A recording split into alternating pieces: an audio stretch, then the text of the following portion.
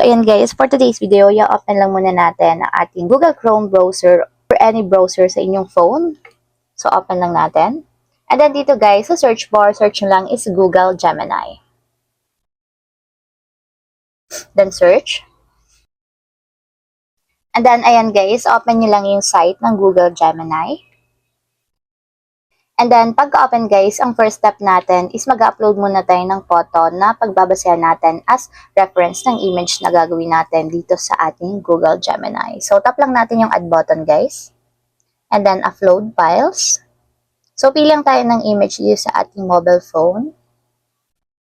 So, tap nyo lang yung image. And wait natin guys, ma-generate or ma-upload yung photo. And then, after ma-upload yung photo, ang second step natin is mag-paste tayo dito ng prompt na gagamitin natin. So, meron ako ditong nakasave sa aking notes. So, ang gagawin lang is ikakopy ko lang yung pinakang prompt.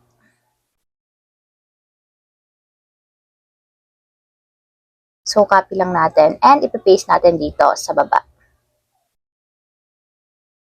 After nyo ma-paste, guys, tap nyo lang yung send button.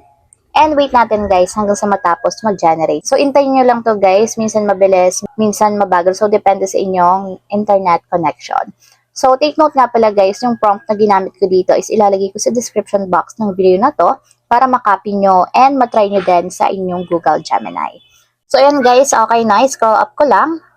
And ayan guys, ganito yung lumabas dito sa aking AI photo. So, para ma-download, tap nyo lang yung image and then tap save. And automatic yan guys, mada-download na yan sa inyong mobile phone. So, ayun.